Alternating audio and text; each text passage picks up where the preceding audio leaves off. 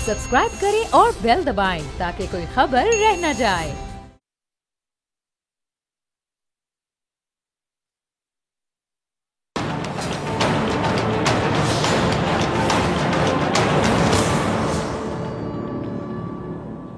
अस्सलाम वालेकुम नाजरीन, मैं हूं डॉक्टर फिजा अकबर खान और मैं हूं पाकिस्तान और आप देख रहे हैं पाकिस्तान के सबसे बड़े न्यूज़ चैनल का नंबर 1 प्रोग्राम ऐसे नहीं चलेगा।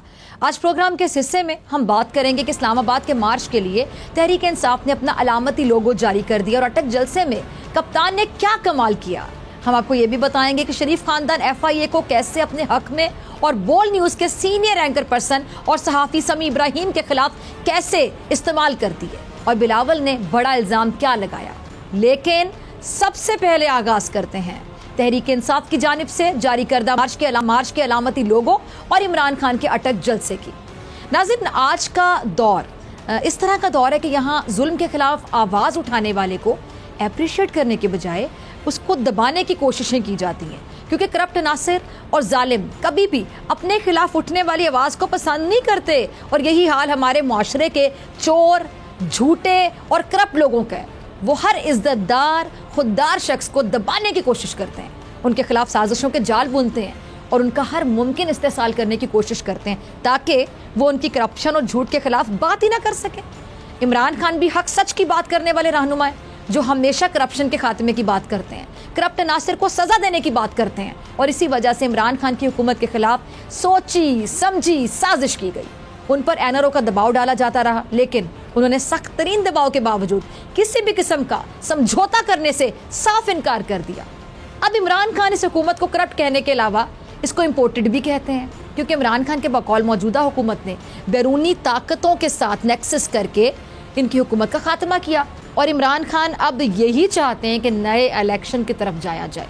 इसलिए वो अब जल्द इंतखाबात का मुतालिबा लेकर इस्लामाबाद की तरफ मार्च करने का इरादा रखते हैं और इस हवाले से तहरीक इंसाफ भरपूर अंदाज में तैयारियां कर रही है। इमरान खान ने आज़ादी मार्च का लोगो अपने सोशल मीडिया अकाउंट पर शेयर किया, जो आप अपनी TV स्क्रीन पर अब देख सकते हैं। ये अलामती लोगो इस बात को जाहिर करता है कि वतन अजीज़, अवाम और तहरीक इंसाफ किसी भी सूरत किसी की भी गुलामी को कबूल नहीं करेगी। नाज़रीन, जैसे किसी भी अहम इवेंट से पहले उसका टीज़र या ट्रेलर चलाकर उसके लिए एक बाकायदा फ़ज़ा बनाई जाती है, ठीक इसी तरह इमरान खान इस्लामाबाद की जानिब मार्च से पहले शहर जाकर पावर शो करके अपनी सियासी कुव्वत का कहने के ट्रेलर चला रहे हैं। लेकिन इमरान खान की सवामी ताकत की पूरी जो पिक्चर है इस्लामाबाद की जानिब मार्च के वक्त सामने आएगी।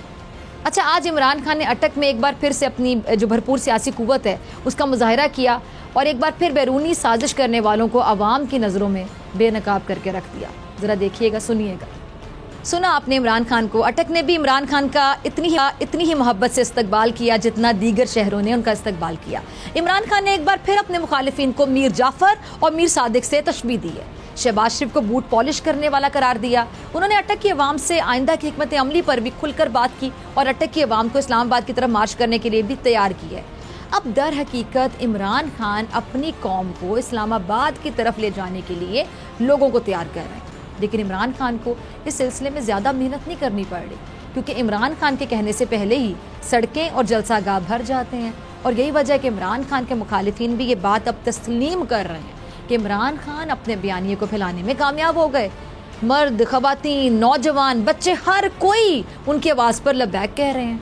कहा जाता है कि बच्चे गैर सियासी होते हैं, लेकिन सच ये कि इमरान खान ने बच्चों को भी सियासी शऊर दे दिया।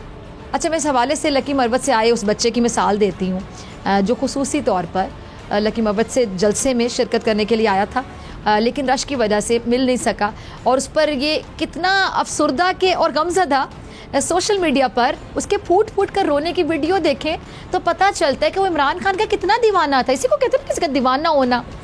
और उसकी वीडियो वायरल हुई तो इमरान खान तक भी पहुंच गई और फिर उसी वीडियो की बदौलत उसे बनी गाला में बुलाया गया और आज उसकी अपने महबूब लीडर से मुलाकात की वीडियो भी बड़ी वायरल हो रही है, जिन्होंने उसके सर पर अपना शफकत भरा हाथ रखा, उसे प्यार दिया और उसका हौसला बढ़ाया और उसको ऑटोग्राफ भी दिया, जिसके बाद उस लड़के की खुशी देखने से ताल्लुक़ रखती थी। अच्छा, इमरान खान ने अटक में अवाम के इतने बड़े हुजूम से खिताब किया और अभी कुछ दिन पहले यहाँ मरियम नवाज़ ने भी जलसा किया था, आपको याद होगा। उन्होंने ये जलसा इसलिए ताकीर से शुरू किया क्योंकि वहाँ लोग इकट्ठे नहीं हो पा रहे थे। ज़रा सोचें। फिर बड़ी मुश्किलों के साथ मरियम ने कह लें जैसे तैसे करके जलसा कर दिया। मरियम नवाज़ के बारे में कहा जाता है कि मरियम नवाज़ लोगों को अपनी तरफ खींचने में हमजा शहबाज से ज़्यादा महारत रखती हैं, लेकिन अटक जलसे में मरियम नवाज़ भी लोगों को इकट्ठा नहीं कर सकी। और यही बात नून लीग और मुत्तहिदा हुकूमत के लिए फ्रस्ट्रेशन पैदा कर रही है, करनी भी थी। और हुकूमत इंतकामी हरबों का सहारा ले रही है। और अब एक और अहम मामला जो बोल के सीनियर एंकर पर्सन सहाफ़ी समी इब्राहिम साहब से मुतालिक चल रहा है। इस्लामाबाद हाई कोर्ट ने FIA को हिदायत दी है कि वो समी इब्राहिम को हिरासा ना करें। समी इब्राहिम के हक़ में आपको पता है पाकिस्तान समेत अमरीका में भी एहतजाजी मुजाहरे हो रहे हैं। मुजाहिरीन ये कह रहे हैं कि जी समी इब्राहिम की ज़बान बंदी करवाने की कोशिश जो है वो आज़ादी इज़हार पर हमला है, आज़ादी सहाफ़त पे बहुत बड़ा हमला है, वार है, और हुकूमत इंतकामी कार्रवाइयों पर उतर आई है। अब नज़र आप हुकूमत की दोगली पॉलिसी को देखें, ज़रा चेक करें दोगली पॉलिसी कि एक तरफ हुकूमत FIA के ज़रिए समी इब्राहिम को गिरफ्तार करना चाहती है और दूसरी जानिब यही FIA शहबाज शरीफ और उनके बेटे हमजा शहबाज के खिलाफ मनी लॉन्ड्रिंग का करप्शन केस चलाने से इनकारी है। इसको आप दोगली पॉलिसी नहीं कहेंगे तो क्या कहेंगे? आप देखेंगे समी इब्राहिम वो सहाफ़ी जिनका दामन साफ है, लेकिन सच बोलना उनका जुर्म बन गया। जबकि शहबाज शरीफ जिन पर अरबों रुपए की मनी लॉन्ड्रिंग का इल्ज़ाम है, अरबों रुपए की मनी लॉन्ड्रिंग, और इसी FIA ने मनी लॉन्ड्रिंग केस में वज़ीर आज़म शहबाज शरीफ और दीगर का ट्रायल ना करने का फैसला किया। जबकि स्पेशल जज सेंट्रल कोर्ट एजाज हसन अवान ने FIA प्रोसिक्यूटर की दरख्वास्त पर तहरीरी हुक्म जारी कर दिया। अदालत ने FIA प्रोसिक्यूशन टीम की इस दरख्वास्त को रिकॉर्ड का हिस्सा बना दिया। तहरीरी हुक्म में कहा गया कि मनी लॉन्ड्रिंग केस की 11 अप्रैल को समाअत के बाद FIA के स्पेशल प्रोसिक्यूटर ने ट्रायल में अदम दिलचस्पी की दरख्वास्त दायर की। Special prosecutor FIA Sikandar Zulqarnain ने कहा है कि जी DG FIA ने तफ्तीशी ऑफिसर के जरिए शहबाज शरीफ के खिलाफ पेश न होने का कहा है। शहबाज शरीफ और हमजा शहबाज के वज़ीर आज़म और वज़ीर आला बनने के बाइस प्रोसिक्यूशन को पेश होने से रोका गया, लेकिन तमाम तर दबाव के होते हुए भी अदालत ने FIA के स्पेशल प्रोसिक्यूटर की दरख्वास्त के बावजूद ट्रायल जारी रखने का फैसला किया। अदालत ने तहरीरी फैसले में क्या कहा है जी कि 14 मई को वज़ीर आज़म शहबाज शरीफ और वज़ीर आला हमजा शहबाज पर फ़र्द जुर्म आयद की जाएगी। अदालत ने वज़ीर आज़म शहबाज शरीफ, हमजा शहबाज और दीगर मुल्ज़िमान को आइंदा समाअत में हर सूरत में पेश होने का हुक्म दिया है। अब नून लीग की हर मुमकिन कोशिश है कि वो इदारों पर दबाव डाल के अपने केसेस में रिलीफ हासिल कर सकें, लेकिन इमरान खान की अवामी तहरीक उल्टा मुद्दे के लिए तकलीफ का बाइस बन गई है। और शायद यही वजह है कि राना सनाउल्लाह अवाम को इस्लामाबाद की तरफ मार्च से रोकने के लिए धमकी आमेज़ ज़बान इस्तेमाल कर रहे हैं। अब जरा सुनिएगा। सुना आपने राना सनाउल्लाह को, कहते हैं कि जी इमरान खान मार्च में 20 लाख तो दूर की बात 20,000 लोग भी जमा नहीं कर सकते। वैसे राना सनाउल्लाह साहब भी मेरे ख्याल से कमाल करते हैं, वो आंखों देखा सच भी मानने को तैयार नहीं है। राना साहब भी ये बात जानते हैं अच्छे तरीके से मेरे ख्याल से कि इमरान खान के जलसे रिकॉर्ड तोड़ रहे हैं, लेकिन वो सियासतदान ही क्या जो मुखालिफ को खुद से बड़ा मान जाए। इसी को कहते हैं ना सियासत बराए सियासत, या कह लें कि मुखालिफत बराए मुखालिफत। अच्छा, राना साहब ये भी फरमा रहे हैं कि जी अगर वो चाहें तो इमरान खान के मार्च में 20 लोग भी शामिल ना हो, अगर वो चाहें। ज़रा गौर कीजिए, यानी धमकी दे रहे हैं, सीधी सीधी तड़ी लगा रहे हैं कि वो ताकत का इस्तेमाल करके PTI के मार्च को रोक सकते हैं। राना सनाउल्लाह साहब सीधी सीधी धमकी दे रहे हैं, तड़ी लगा रहे हैं कि ताकत का इस्तेमाल करके PTI के मार्च को रोका जा सकता है। मैं कहती हूँ कि अगर वो ऐसा कोई कदम उठाएंगे तो फिर वो ऐसा करके बड़ा गलत करेंगे और खुद इंतशार की सियासत को हवा देंगे। मेरा राना साहब आपसे एक छोटा सा सवाल है। राना सनाउल्लाह साहब, मैं आपसे छोटा सा सवाल करती हूँ कि मार्च की कॉल देना क्या सियासी जमातों का हक नहीं है, या ये हक सिर्फ इनकी जमात को हासिल है? ये तो अवाम का जमहूरी हक है, और हुकूमत अवाम से जमहूरी हक कैसे छीन सकती है? अब राना साहब शायद मेरे ख्याल से वो वक्त भूल गए हैं जब PDM में एहतजाज और धरने की कॉल दिया करती थी। क्या उस वक्त ये सही था क्योंकि ये लोग अपोजिशन में थे? अब गलत इसलिए हो गया क्योंकि अब ये लोग हुकूमत में आ गए हैं। और लेकिन सच्ची बात कि अब डराने धमकाने से तो कुछ होने नहीं वाला। अब डराने धमकाने से अवाम रुकने वाली नहीं है, बल्कि इमरान खान के बयानिए के पीछे अवाम चल निकली है। अच्छा, वैसे बिलावल ये कह रहे हैं कि उन्हें कोई धमकी दी गई है। धमकी की बात बिलावल भी कर रहे हैं क्या कह रहे हैं जरा सुनिएगा। सुना आपने बिलावल को। अच्छा, जरदारी साहब ने भी एक बयान दिया था जिस पर ISPR की जानिब से रद्द अमल सामने आया है। ISPR का कहना है कि पेशावर कोर कमांडर के हवाले से अहम सीनियर सियासतदानों के हालिया बयान इंतहाई गैर मुनासिब है, नामुनासिब है और पेशावर कोर 2 दहाइयों से दहशतगर्दी के खिलाफ कौमी जंग में हर अव्वल दस्ते का किरदार अदा कर रही है। इस अहम कोर की क़यादत हमेशा बेहतरीन प्रोफेशनल हाथों में सौंपी गई है। पेशावर कोर पाकिस्तान आर्मी की एक मुमताज़ फॉर्मेशन है। अब नाज़रीन, जहाँ सियासत में धमकी और बैरूनी साजिश पे बात हो रही है तो मैं एक खबर इस हवाले से आपके साथ शेयर करना चाहूँगी। खबर ये कि सदर ममलिकत डॉक्टर आरिफ अलवी ने हुकूमत गिराने की जो गैर मुल्की साजिश है उसकी तहकीकात के लिए जुडिशल कमीशन कायम करने की गर्ज से चीफ जस्टिस ऑफ पाकिस्तान को ख़त लिखा था, जिसका मतन सामने आ गया है। अपने ख़त में सदर ममलिकत ने लिखा था कि गैर मुल्की साजिश की तहकीकात और समाअत के लिए जुडिशल कमीशन की सरबराही तरजीहन चीफ जस्टिस खुद करें। हमने मुल्क को सियासी और मुआशी बहरान से बचाने, सूरत हाल मजीद बिगड़ने से रोकने की ज़रूरत है। और डॉक्टर आरिफ अलवी ने लिखा कि मुल्क में एक संगीन सियासी बहरान मुंडला रहा है और हालिया वाक़यात के तनाजुर में पाकिस्तान के अवाम में बड़ी सियासी तफरीक पैदा हो रही है। तमाम इदारों का फ़र्ज़ है कि मुल्क को मजीद नुकसान और बिगाड़ से बचाने के लिए भरपूर कोशिश करें। अफसोस है कि तबसरे सियाक़ो सबाक से हटिए जा रहे हैं, जिसके सबब गलत फहमियाँ बढ़ रही हैं। मतलब वैसे मरियम की भी जो सारी गलत फहमियाँ हैं ना, शायद दूर हो गई हैं और अब वो नए इलेक्शन करवाने की बात कर रही हैं। ज़रा सुनिएगा। मरियम कह रही थी कि इंतखाबात की बात है तो जाहिर है कि मुल्क में इंतखाबात तो होने ही हैं और इंतखाबात ही सियासी मसले का वाहिद हल है, क्योंकि कलील मुद्दत के लिए आई हुई मखलूत हुकूमत बड़े फैसले नहीं कर सकती। चले देर आए दुरुस्त आए। मरियम नवाज को ये बात समझ में तो आई ना कि कलील मुद्दत के लिए आई जो हुकूमत है वो कुछ नहीं कर सकती। तो फिर मेरा इनसे एक छोटा सा सवाल है कि होश के नाखून पहले क्यों नहीं लिए गए? पहले तो बड़े बड़े दावे किए गए थे कि मुत्तहिदा हुकूमत मुल्क का नक्शा बदल के रख देगी, ऐसे नक्शा बदलेगी चुटकियां बजा के, महंगाई का सुनामी थम जाएगा आते ही और दूध और शहद की नहरें शायद बहना शुरू हो जाएंगी। जिस दिन इमरान खान साहब इस कुर्सी से उठ जाएंगे दूध शहर की नहरें बहना शुरू हो जाएंगी। लेकिन आज मरियम नवाज डॉलर के बढ़ने की वजह अब तक इमरान खान की जो साबिका हुकूमत उसको करार दे रही है।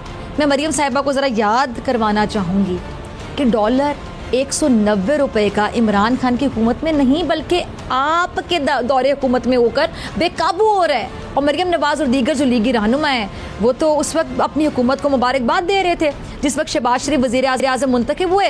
जो इब्तदाई दिनों में डॉलर का रेट नीचे आने लगा था तो आपको याद होगा उस वक्त मरियम नवाज और जो दीगर लीगी रहनुमा हैं एक दूसरे को बड़ी मुबारकबाद दे रहे थे और दावा क्या किया गया था कि जी बेहतरी का सफ़र शुरू हो गया। अब कहते हैं जी बेहतरी का सफ़र शुरू हो गया, तो अब क्या हो गया है कि अब डॉलर आप में से बाहर हो गया, आउट ऑफ कंट्रोल हो गया है। तो इसका जिम्मेदार अभी भी इमरान खान को ठहरा रहे हैं। वैसे आज बहुत देर बाद मौलाना साहब मीडिया पर नज़र आए हैं, लेकिन उन्होंने हर चीज़ का कसूरवार पिछली हुकूमत को ही ठहराया। ज़रा सुनिएगा मौलाना साहब। अच्छा जी, सुना आपने मौलाना साहब को। मौलाना साहब हों या चाहे मुत्तहिदा हुकूमत, इनके पास अपनी सियासत जिंदा रखने के लिए कुछ नहीं बचा है, इसलिए पिछली हुकूमत पर हर चीज़ का मलबा डालकर अपनी सियासत को ज़िंदा रखने की नाकाम कोशिश कर रहे हैं। अच्छा, कोशिश मिफ्ता इस्माइल साहब भी बहुत कर रहे हैं और बहुत कोशिश की मिफ्ता साहब ने कि वो शौकत तरीन पर मुआशी बदहाली की जिम्मेदारी किसी तरह डालकर ख़ुद को बचा लें, लेकिन शौकत तरीन मिफ्ता साहब को छुपने की जगह देने को तैयार नहीं है। ज़रा सुनिएगा जी। आपने शौकत तरीन साहब को भी सुन लिया, वो कैसे दलाइल से मिफ्ता इस्माइल को गलत साबित कर रहे हैं। लेकिन मैं जानती हूँ कि इनकी बात नहीं मानी जाएगी। क्यों? क्योंकि अब इल्ज़ाम बराए इल्ज़ाम सिर्फ यही वाली सियासत चल रही, इल्ज़ाम बराए इल्ज़ाम। इमरान खान की सियासत का हर हरबा इस्तेमाल किया जा रहा है, लेकिन अवाम का समंदर इमरान खान की हिमायत में निकल पड़ा है और इमरान खान के मुखालिफिन को ये बात अच्छे से पता है और ये पैगाम दे रहा है ये समंदर कि हक सच की बात, इस बात को रोकने का सिलसिला अब नहीं चलेगा, अब ऐसे नहीं चलेगा। जी मिलते हैं ब्रेक के बाद, और ब्रेक के बाद आपको बताएंगे कि लंदन में होने वाली मुलाकात में क्या अहम फैसले होने वाले हैं और इस पर PTI का क्या मौक़िफ़ है। इसके अलावा तहरीक इंसाफ के अटक जलसे और तहरीक इंसाफ के नज़दीक तरीन होते लॉन्ग मार्च पर भी बात होगी इस ब्रेक के बाद।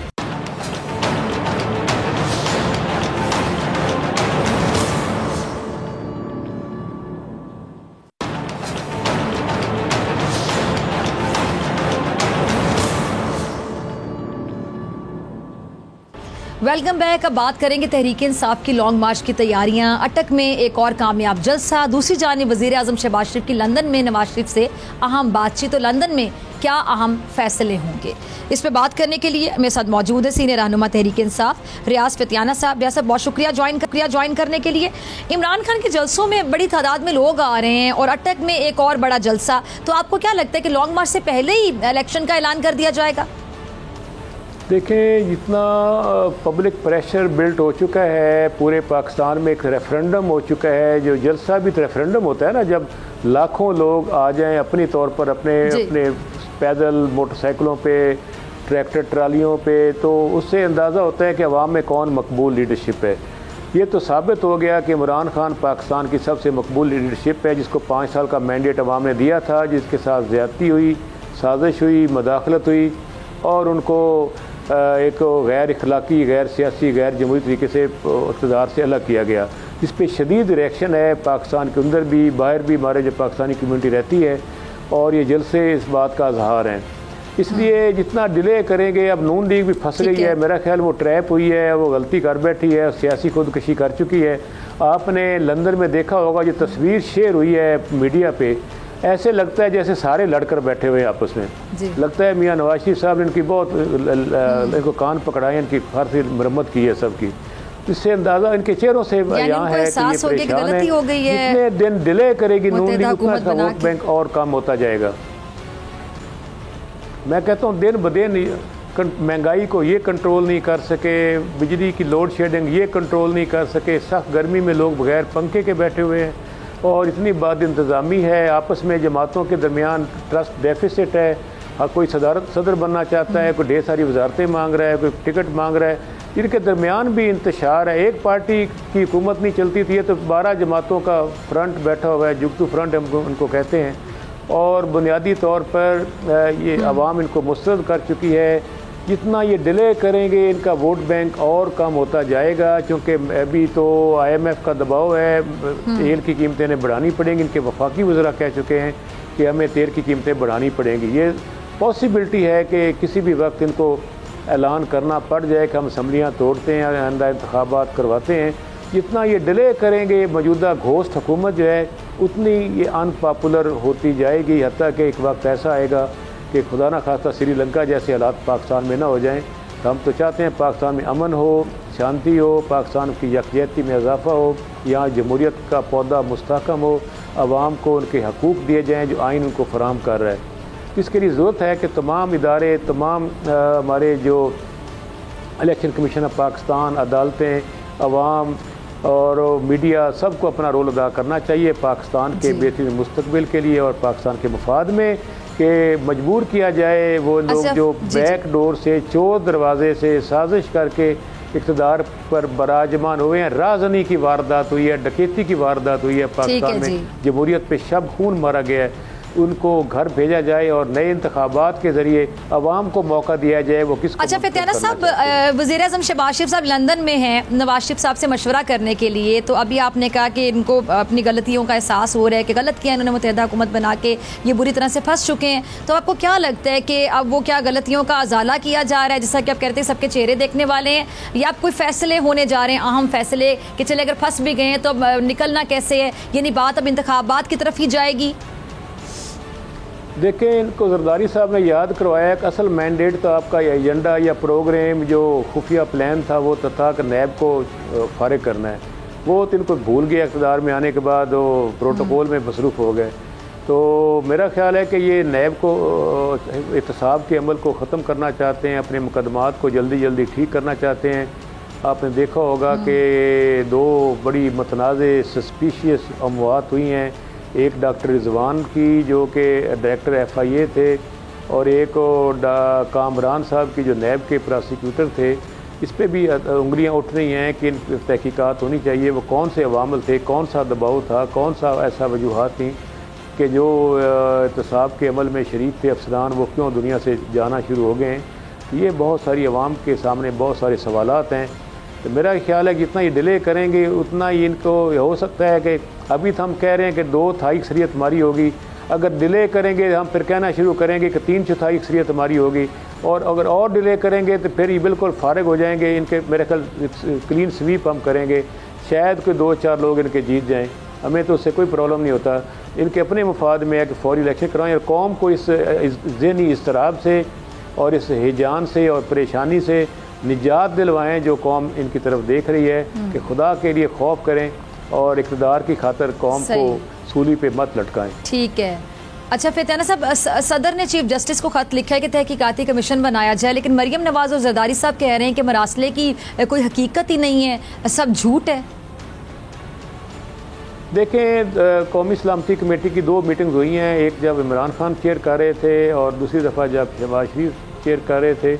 दोनों में इस्टेब्लिशमेंट भी थी और पाकिस्तान के एम्बेसडर जो हैं उन्होंने भी आके कहा, उनका एक ही बयान था कि बिल्कुल वहाँ से मदाखलत हुई है और उनके ख़त डाला गया है, कहा गया है कि अगर हमारे कुछ उनके पॉइंट्स हैं उस पर अमल ना हुआ और फिर अदम एतमाद की तहरीक कामयाब ना हुई तो पाकिस्तान को संगीन नताइज का सामना करना पड़ेगा। अगर ये हो जाता है अदम एतमाद तो फिर आपको माफ़ी दे दी जाएगी। तो मेरा ख्याल ये इस पर लिखा हुआ है, ऑन रिकॉर्ड है, उसके तो ख़त को तो कुछ छुपा नहीं सकता, सबके सामने है। वो ख़त ऑलरेडी स्पीकर कौमी असम्बली जब थे असद कैसर साहब वो भिजवा चुके हैं सुप्रीम कोर्ट के चीफ जस्टिस साहब को भी। तो अब सदर ममलकत ने भी वही ख़त लिखा है और ख़ुद जो डिफेंस एनालिस्ट हैं अमेरिका की जो बड़ी मशहूर खातून हैं उनकी स्टेटमेंट भी आ चुकी है। तो अब तो इस पर तो अब ना भी तहकीकात की जाए तो भी बात यहाँ हो चुकी है। करना चाहें तो हमें खुशी होगी कि पाकिस्तान का एक अहम इदारा जो रात के 12 बजे अदालतें खोल के बैठ जाता है वक्त आने पे, तो उन्हें अब इस कौम के इस्तेकाक जो मजरू हुआ है पूरी कौम का इस्तेकाक, उस पर भी अदालतों को चाहिए रात के 12 बजे ना सी दिन के 12 बजे ही सही अदालतें लगा के इसका फ़ैसला करें, इसकी हकीकत देखें, इस पर कमीशन मुकर्रर करें। चीफ जस्टिस साहब खुद इसके सरबराह हों, ये सदर ममलकत ने कहा है। तो ये बात तो एक इस पर स्टैंप लगनी चाहिए अदलिया की भी, असल हक़ाइक़ के हैं ताकि कौम को इनकी आंखों में धूल झोंका जा रहा है। अच्छा फतेहाना साहब, अगर हुकूमत आप लोगों को आपका सबसे बड़ा मुतालबा है कि जी इलेक्शन होने चाहिए, इलेक्शन जल्द से जल्द होने चाहिए, नए इंतखाबात, और अगर हुकूमत आप लोगों से रब्ता करती है तो क्या आप लोग इंतखाबी इस्लाहत के लिए उनके साथ बैठेंगे? देखें, इंतखाबी इस्लाहत अगर वो कहें कि हम EVM मशीन जो है इलेक्ट्रॉनिक वोटिंग मशीन उस पर उसको वापस करना चाहते हैं तो उस पर में तहफ़्फ़ुज़ात होंगे। अलबत्ता फ़ौरी इलेक्शन अगर होता है तो उस पर बात की जा सकती है। दूसरा जो मुतालबा हमारा होगा वो ये कि ओवरसीज़ पाकिस्तानी जो $23 अरब पाकिस्तान की इकॉनमी में इंजेक्ट करते हैं और वो हमारे एम्बेसडर हैं दुनिया भर में, उनको वोट का हक़ ना दिया जाए, इस पर कोई कम्प्रोमाइज़ नहीं हो सकता। बिल्कुल उनको वोट का हक़ मिलना चाहिए। और ये इन 2 बातों पे एक EVM मशीन पे बात हो सकती है कि वक्ती तौर पर इसको हम रोक लें, लेकिन ओवरसीज़ पाकिस्तानी के वोट के हक़ पर हम कोई समझौता करने को तैयार नहीं हैं। और क्या इस्लाहात चाहते हैं, अगर इंतखाबी अखराजात कम करना चाहते हैं तो हम पहले इसके हक़ में हैं ताकि मुतवस्सित तबका गरीब तबका भी इंतखाबी अमल से शरीक हो सके, ला ताल्लुक़ ना हो जाए। सरमायादार जागीरदार तबकात की शराफिया की जमहूरियत सियासत के हम पहले ही ख़िलाफ़ हैं। हमारी पार्टी वैसे ही पाकिस्तान तहरीक इंसाफ बुनियादी तौर पर मुतवस्सित और गरीब तबका की पार्टी है। अगर इंतखाबी अखराजात के लिए बात करते तो डायलॉग तो हो सकता है। अगर आप बैठेंगे, मैं खुद chairman standing committee law and justice रहा हूँ और हमारे पास ही इलेक्शन कमीशन के लोग भी आते रहे हैं और बाकी पार्टियों के भी, इस पर एक इमीडिएटली कोई ऐसी कमेटी बैठ सकती है हुकूमत अपोजिशन की जो कि सारी बातें जो हैं उन पर निगोसिएशन की जा सकती है 1 पॉइंट एजेंडे पे कि किस तरह इलेक्शन की डेट फौरी देकर फ्री फेयर और ट्रांसपेरेंट इलेक्शन हो और कोई इदारा इन इंतखाबात में किसी किस्म की मुदाखलत ना करे। अवाम को मौका दिया जाए कि अपने अगले 5 साल के लिए अपने नुमाइंदों का चुनाव करे। अच्छा रियाज फतेहाना साहब, मौजूदा इलेक्शन कमीशन पे तहरीक इंसाफ को एतबार नहीं है, एतमाद नहीं है, तो फिर कैसे नए जो इलेक्शन है वो शफाफ होंगे? देखें, उस पर बैठ के बात की जा सकती है। इलेक्शन कमीशन में 2 अरकान तो पहले ही नहीं है, 2 मेंबर की सीट खाली पड़ी हुई हैं, इस पर भी बैठ के बात की जा। देखिए, जब नेगोशिएशन स्टार्ट होगी घोस्ट हुकूमत, इम्पोर्टेड हुकूमत की और हमारे दरमियान, उसमें कई चीज़ें तय हो सकती हैं। इलेक्शन कमीशन का मामला देखा जा सकता है और इंतखाबी इस्लाहात पर बात की जा सकती है जो कौम के मफाद में होगा और इंतखाब की डेट पर बात की जा सकती है, क्योंकि जब भी असम्बली तोड़ी जाएगी 90 डेज़ में इलेक्शन होना ज़रूरी है और इलेक्शन कमीशन भी पाबंद है इस। और वैसे भी इलेक्शन कमीशन के अपने कहने के मुताबिक अगस्त में वो इलेक्शन करवाने की पोजीशन में है। अगर मई के एंड में असम्बली तोड़ दी जाए तो केयर टेकर हुकूमत फिर बजट ले आएगी और अगस्त के एंड में इंतखाब मुकम्मल हो सकता है और इलेक्शन कमीशन इसके लिए यकीनन तैयार होगा। ठीक है, बहुत शुक्रिया आपके वक्त के लिए। नाज़रीन, आपसे मुलाकात होगी ब्रेक के बाद, और ब्रेक के बाद बात करेंगे कि डॉलर की बढ़ती हुई कीमत, मुत्तहिदा हुकूमत से महंगाई क्यों कंट्रोल नहीं हो रही, और मुत्तहिदा हुकूमत IMF से किन शराइत पे बात करेगी। मिलते हैं ब्रेक के बाद।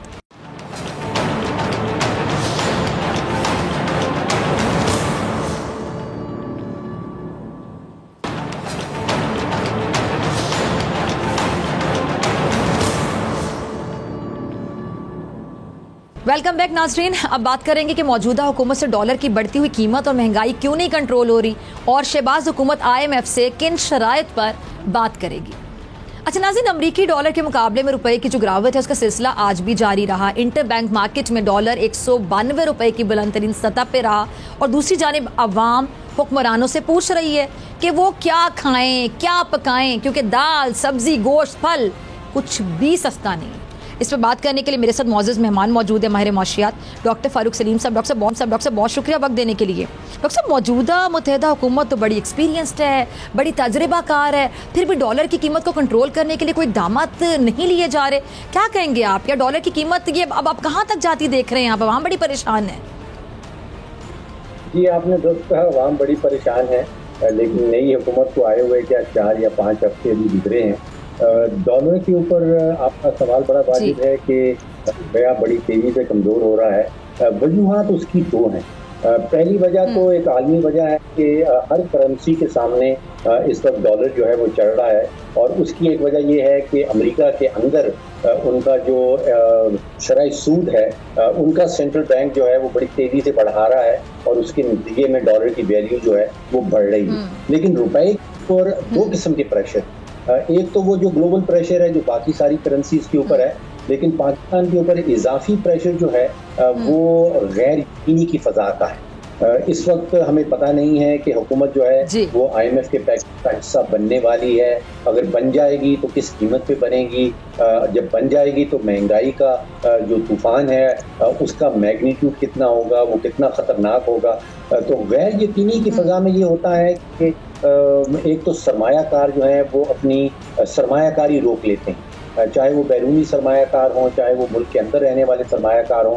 जब सरमायाकारी रुक जाती है तो फिर आप सोचिए कि जो बेरोज़गारी है, अनएम्प्लॉयमेंट का रेट है वो बढ़ने लगता है। जब बेरोज़गारी बढ़ने लगती है तो उसके साथ साथ गुर्बत बढ़ना शुरू हो जाती है, तो 100 किस्म के और मसाइल शुरू हो जाते हैं। तो इस वक्त महसूस मुझे ऐसे हो रहा है कि सरमायाकार का जो समाज है, जो आपको अगर याद हो पहले हफ्ते में बिल्कुल वादे तौर पे सामने आया था कि सरमायाकारों का एतमाद एकदम बढ़ता हुआ नजर आया था। रुपया आपने देखा कि वो अप्रैल 10-11 तारीख को जैसे ही हुकूमत आई थी रुपया स्ट्रांग होना शुरू हो गया था, स्टॉक मार्केट को 1700 पॉइंट बढ़ गई थी।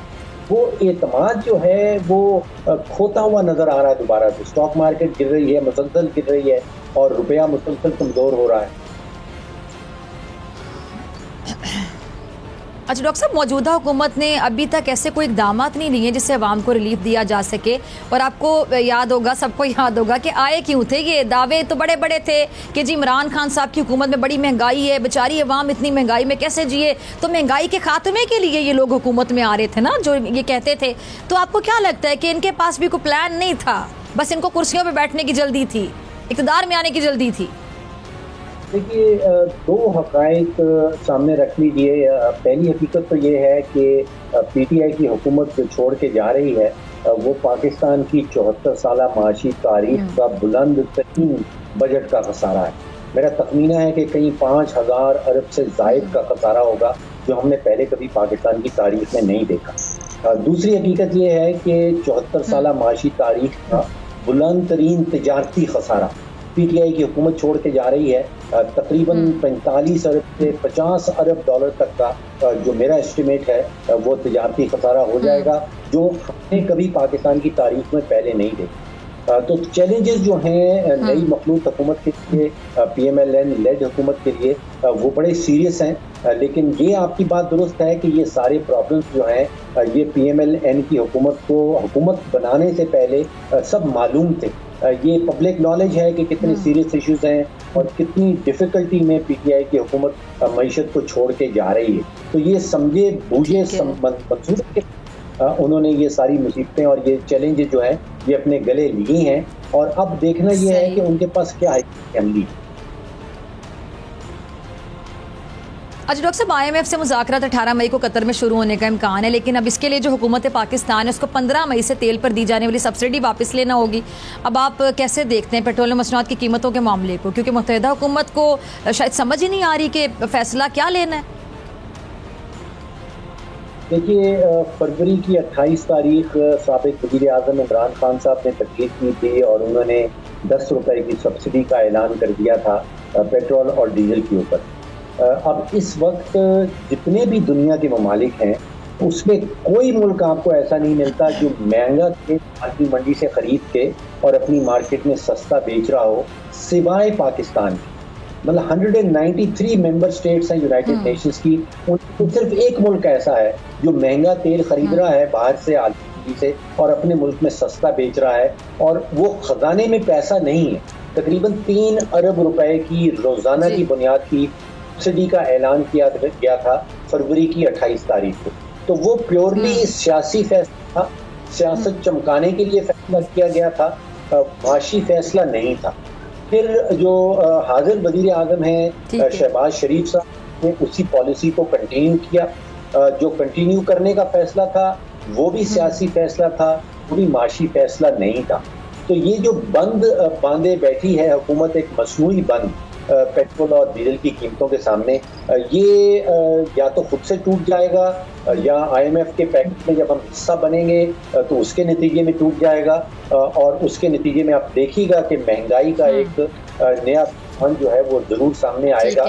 अभी हम जो पाकिस्तान ब्यूरो ऑफ स्टैटिस्टिक्स बता रहा है कि कोई 13.5% की शरह है महंगाई की, तो मेरा ख्याल है कि वो बंद टूटने के बाद वो 15, 16, 17% तक जा सकती है। तो महंगाई तो आएगी और उसको रोकना बड़ा मुश्किल हो। ठीक है जी, बहुत शुक्रिया। इसी के साथ डॉक्टर फिजा अकबर खान को दीजिए इजाज़त। आपसे मुलाकात होगी इंशाल्लाह कल सेम टाइम सेम चैनल। अगर ज़िंदगी ने वफ़ा की दुआओं में याद रखेगा, अपना बहुत ख्याल रखिएगा। और जाने से पहले देखिए हमारा सेगमेंट बोल अवाम बोल, देखिए कि अवाम कैसे बोल उठी महंगाई पर। उनका दावा तो ये था कि हमने बढ़ानी नहीं, महंगाई को कम करना है। तो अवाम को भी पता चल गया है, पूरी तरह जो हमारी कौम है वो भी जाग खड़ी हुई है। तो ये महंगाई इनसे कंट्रोल होने वाली नहीं, बल्कि ये लूट के मजीद महंगाई करके जाएंगे। अल्लाह करे कि इससे हमारे छुटकारा हासिल हो। इम्पोर्टेड हुकूमत नामंजूर। नवाज शरीफ कहता था ना मैं कम करूँगा। वो नवाज शरीफ ने लंदन में बैठे ही 200% बढ़ा देनी है, और ये मैं दावे से कहता हूँ। इमरान खान बेस्ट लीडर था, आहिस्ता आहिस्ता उसने कम करना था, लेकिन इन्होंने लोटों ने पकड़ के इसका बड़ा घर कर दिया। मौजूदा हुकूमत भी महंगाई कर रही है, कोई चीज़ सस्ती तो की नहीं इन्होंने। अब सुना है पेट्रोल भी महंगा कर रहे हैं, तो बस गरीब आदमी का क्या बनेगा, कुछ भी नहीं। दिन में जो है ना वो अननोन पीरियड के लिए चला जाता है, 2-2 घंटे के लिए, 3-3 घंटे के लिए जो है ना। पहले इस तरह से नहीं था, लेकिन जब से ये गवर्नमेंट चेंज हुई है बहुत ज़्यादा लाइट की फ्लक्चुएशन चल रही है। यानी कि हम तो भूल चुके थे कि UPS का सिस्टम लगाना है या फिर वो दोबारा वो लगाना है। जैसे ही हमारी हुकूमत चेंज हुई है, ठीक है, उसके बाद तो लोड शेडिंग तो उनसे संभाली नहीं गई। तो पहले तो फिर भी कुछ बेहतर थी, लेकिन उसके बाद आके लोड शेडिंग में इजाफा ही हुआ है। तो हर तकरीबन घंटा आती थी, तो तकरीबन घंटे के बाद ऑलमोस्ट 2 घंटे चली गई, कभी पौना घंटा आई तो घंटे बाद चली गई। अगर लाइट ना यार कहोगे हुकूमत ने कहो कि लाइट का कुछ करे, लाइट ना भेजे करे। मजदूर बंदे ने घरों भी आना जाना भी, तो लाइट बिल्कुल ही बड़ा तंग करन रही है। पहले नहीं सी इन्नी लाइट जाती जिन्नी हुण लाइट जा रही है।